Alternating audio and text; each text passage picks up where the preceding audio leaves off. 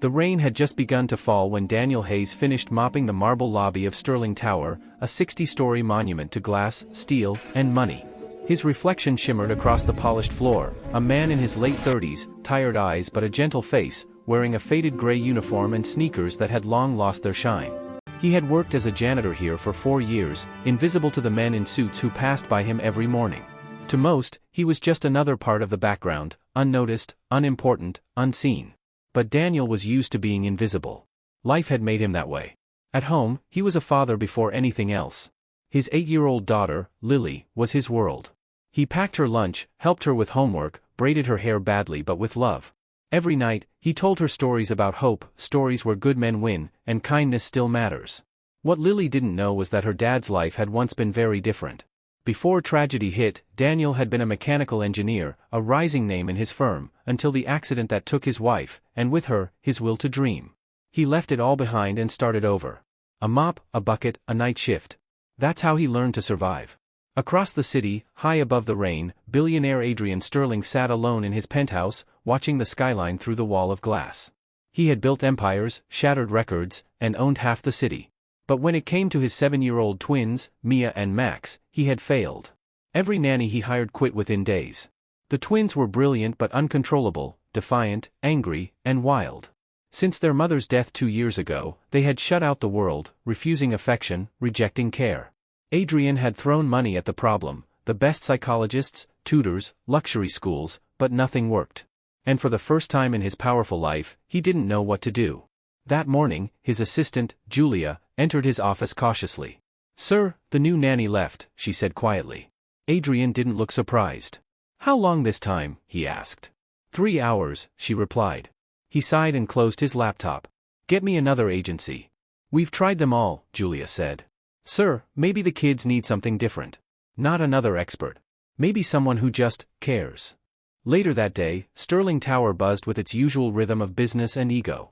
Daniel pushed his cleaning cart past the elevators when a sharp crash echoed from the executive floor. A vase shattered. A child screamed. Then came another crash, followed by a panicked voice calling for help. Daniel froze. It wasn't his business, but something inside him, the same instinct that made him pull Lily closer when she had nightmares, made him run toward the noise. Upstairs, chaos unfolded. 2 children were locked in a shouting match with a woman in a designer suit who looked one breath away from tears. Papers scattered, coffee spilled, and the twins stood defiantly near the billionaire's office door. "I quit," the woman yelled, snatching her purse. "They're impossible." She stormed past Daniel without another word. He turned, and for the first time, saw the infamous twins up close. Mia stood with her arms crossed, her small face twisted with stubborn pride.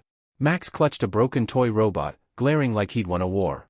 They were mirror images of their father, sharp eyes, proud posture, and that unmistakable loneliness people with too much money often carried.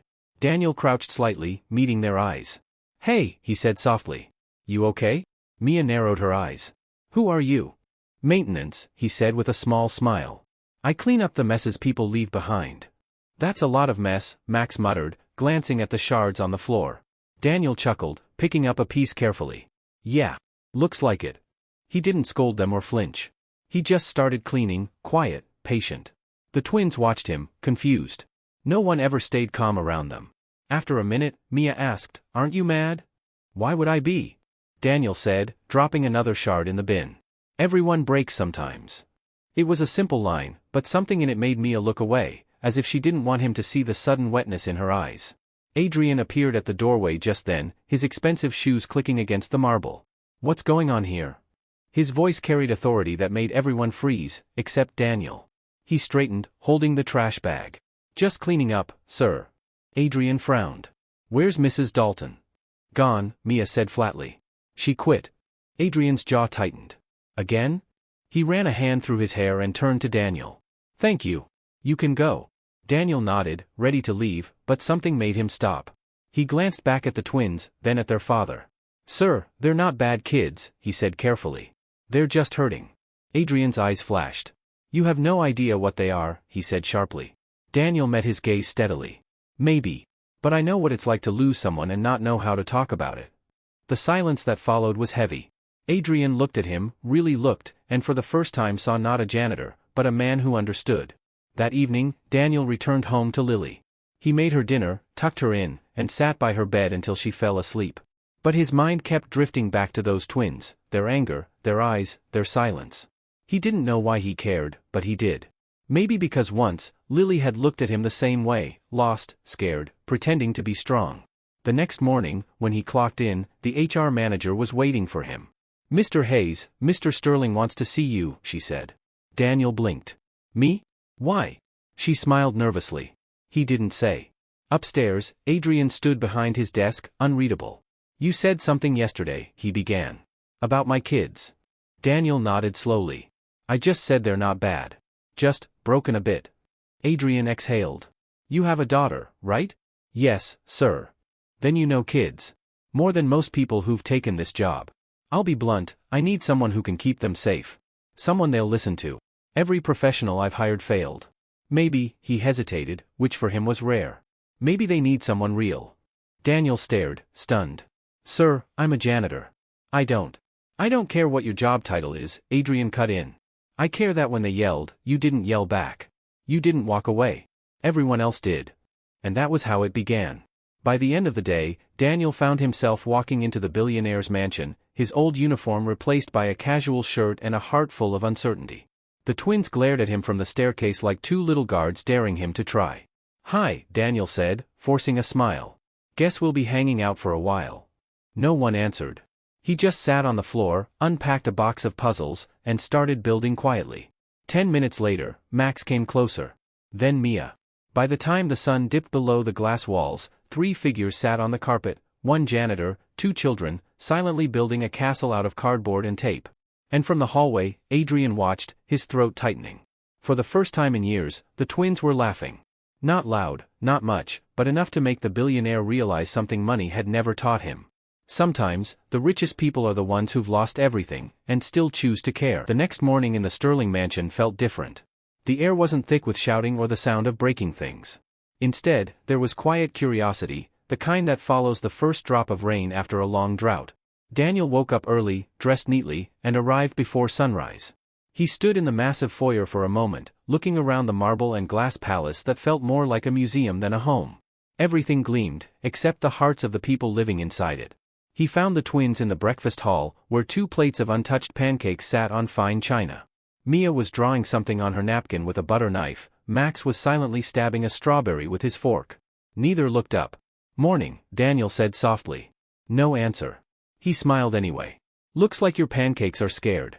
They haven't been eaten yet." Max looked up, confused. "Scared?" "Yeah," Daniel said, sitting down across from him. "They're shaking. Look." He pretended to squint at the plate, making the pancake shiver by tapping the table. Mia's lips twitched before she caught herself and looked away quickly. "Dad says not to play with food," she muttered. Daniel shrugged. "Then it's a good thing I'm not your dad." That earned him a small, reluctant smile. From that morning on, Daniel did things differently.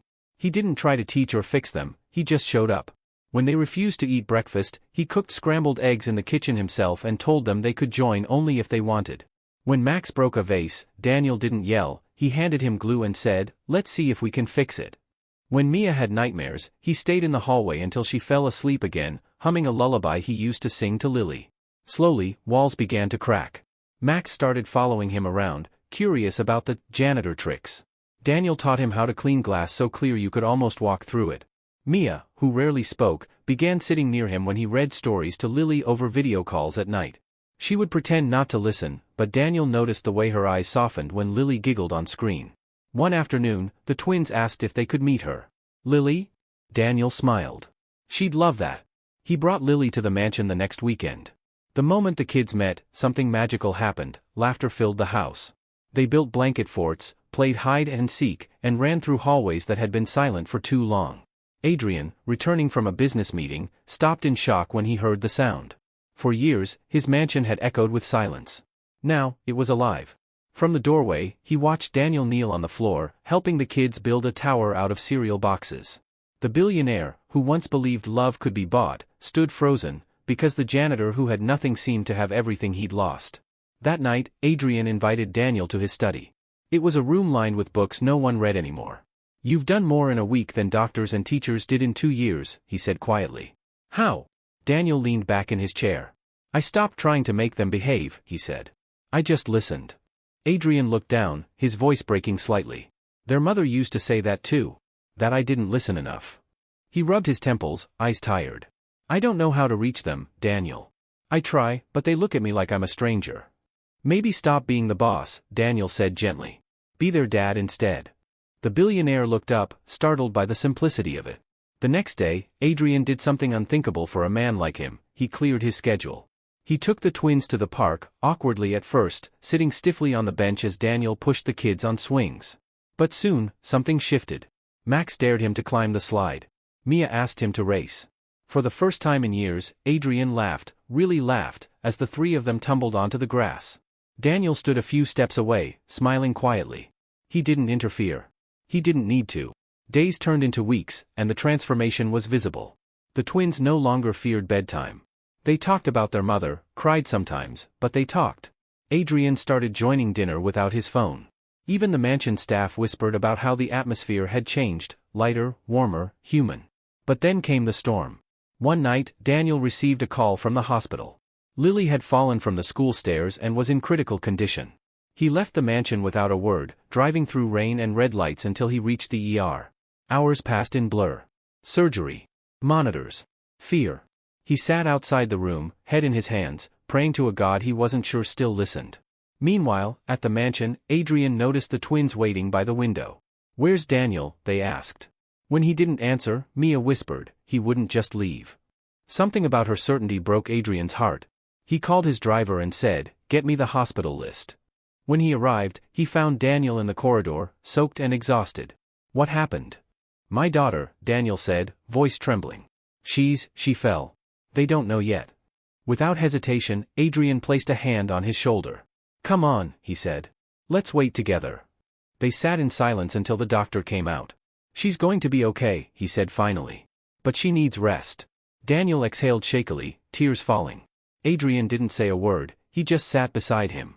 The next morning, when Daniel walked into the hospital room, Lily was smiling weakly, and next to her bed were 3 drawings taped to the wall, one from Max, one from Mia, and one from Adrian.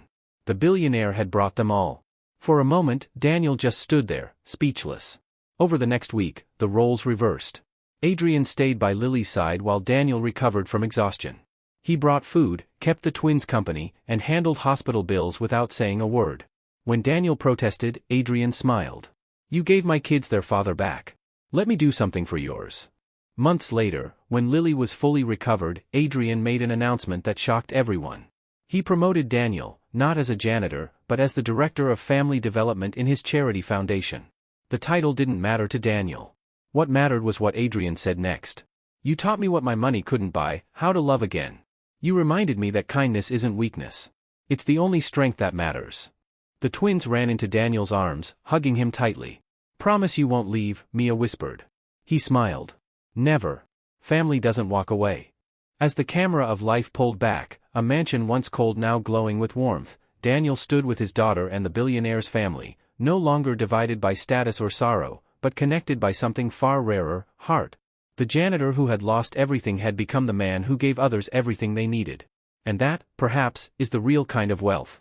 Sometimes, life doesn't need heroes in suits or billionaires with power. Sometimes, it just needs someone who cares enough to stay. If this story touched your heart, don't forget to like, share, and subscribe, because kindness, just like stories, grows when you pass it on.